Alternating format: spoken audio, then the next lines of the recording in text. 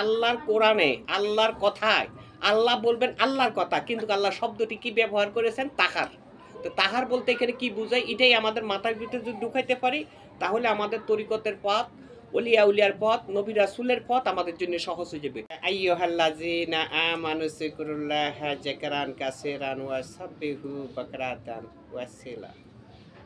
এই আয়াতের সাক্ষী, হে বিশ্বাসীগণ, তোমরা অত্যাধিক জিকির করো, সকাল সন্ধ্যা তাহার তাসবিহ পাঠ করো এবং তোমার মনকে প্রেম নদীতে ডুবিয়ে রাখো। কে বলেছেন? নিশ্চয় আল্লাহ পাক রব্বুল আলামিন বলেছেন। তাহলে আল্লাহ বলবেন, আমি এখন ব্যাখ্যার মধ্যে যাচ্ছি যতটুকু সম্ভব আমার জ্ঞানে ধরে আর কি। আর এই ব্যাখ্যার মূল উদ্দেশ্য হলো যে আমরা নামাজ রোজা নিয়ে খুব ব্যস্ত, কিন্তু কোরআন শরীফের মধ্যে কি কি কথা বলছে, এই কথাগুলো যদি আমরা একটু মন দিয়ে ভাবি চিন্তা করি, তাহলে অবশ্যই আমরা সুফল লাভ করতে পারবো। সুফল লাভ করতে কোরআন কিতাব দিয়ে সুফল লাভ করা যায় না। সুফল লাভ করতে হলে আধ্যাত্মিক জ্ঞানী লোক লাগে। বর্তমান দেখা যায় আধ্যাত্মিক লোকদেরকে অনেকে অনেকভাবে বলতেছে, এরা মারপতি দাবিদার, এরা মাজার পূজারি, মাজার অনুসরণী, এদের সাথে মিশা যাবে না, এদেরকে সালাম দেওয়া যাবে না। এগুলো একটা, আমি কি বলবো জানেন, আমার বলা উচিত বা আসে, এগুলো একটা ফালতু বললে তো একটা বেয়াদবি হয়। কাবজাপ মালানা, এগুলো হলো কাবজাপ মালানা। তো আমরা তো সুরের প্রতি পাগল, কোরআন সুর দিয়া কথা বলে, সুরের মধ্যে আমরা দেওয়ানা হয়ে যাই, দেওয়ানা হইয়া যেমনি বলে এমনি আমরা শুনি।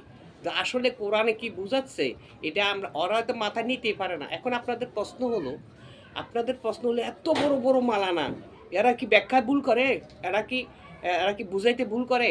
আসলে ভাই, আপনাদেরকে আমি অনুরোধ করি বলি যে ধর্ম কথা, কোরআন তরজম, কোরআন অনুবাদ বর্তমান সমাজে বাংলা ভাষাতে হয়েছে, কিন্তু কোনো মুসলিম পরিবারের সন্তানে কোরআন অনুবাদ করে নাই। এটা হলো হিন্দু পরিবারের একটা ছেলে বা একজন লোক কোরআন অনুবাদ করেছে। এখন যে অনুবাদ করেছে সে কিন্তু কম বুঝে না, বুঝলেও কোরআন অনুবাদ করা, কোরআন তরজম করা, কোরআন মানে ব্যাখ্যা করা, এটা এক জিনিস না। যাই হোক, আমি এখানে একটু যাই, আপনাদের সাথে শেয়ার করি, আপনারা আমার সঙ্গে থাকেন। সেটা হচ্ছে, এখানে বলা হয়েছে, হে বিশ্বাসীগণ, তোমরা অত্যাধিক জিকির করো। জিকির মানে হলো আল্লাহকে স্মরণ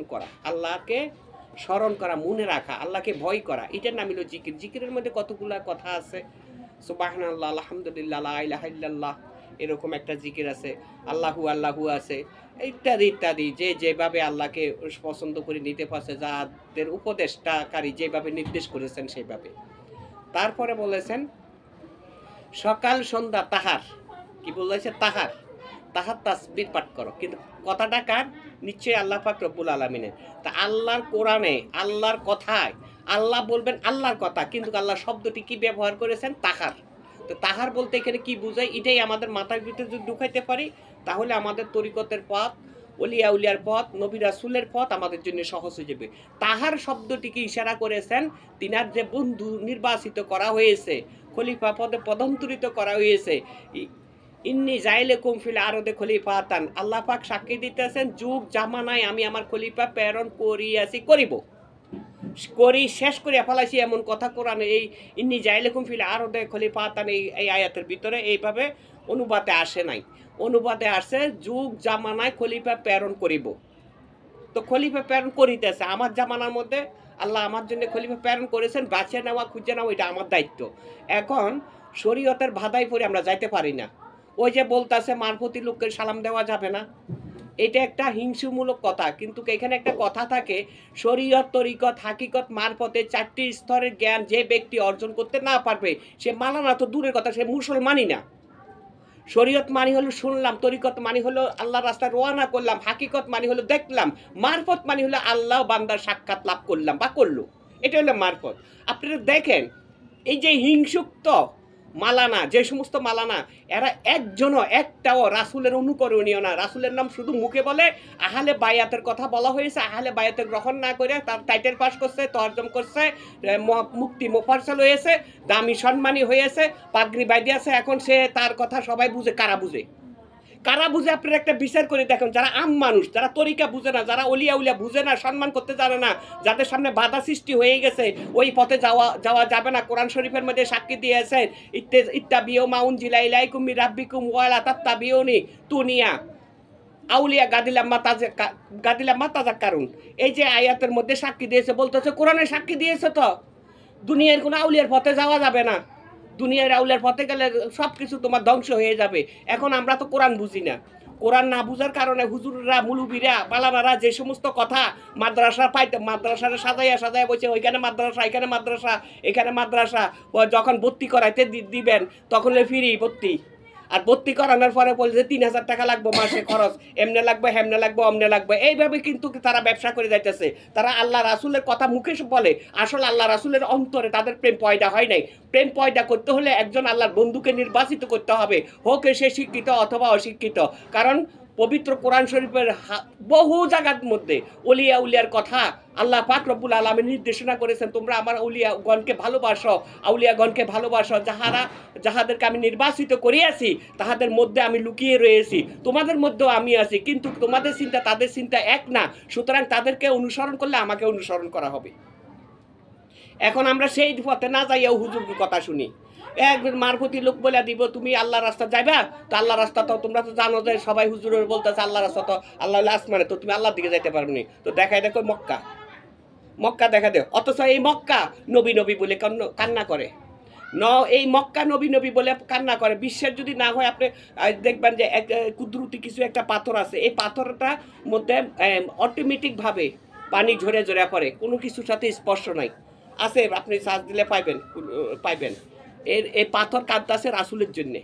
সুতরাং এইরকম খানা কাবা কাঁদায় রাসুলের জন্যে, আল্লাহর জন্য। আল্লাহ পয়দা করেছে, সৃষ্টি করেছেন, কিন্তু আল্লাহর পরিচয় হইল রাসুলের মাধ্যম দিয়ে, আর রাসুলের পরিচয় হইল অলিয়া উলিয়ার মাধ্যম দিয়ে। কাজে এই আয়াতের মধ্যে যে সাক্ষাৎটা হয়েছে, যে কথাটা বিনিময় করেছে, সেই কথাটা হলো আমার অলিগণকে অনুসরণ করো, তাহারা যে কথা বলবে সেই মত অনুযায়ী তুমি চলো, অবশ্যই তোমার সুরাস্তা তৈরি হয়ে যাবে, তুমি সুরাস্তাতে পরিচালিত হবে, আল্লাহর রহমত ও নিয়ামত তোমার মধ্যে বসিত হয়ে যাবে।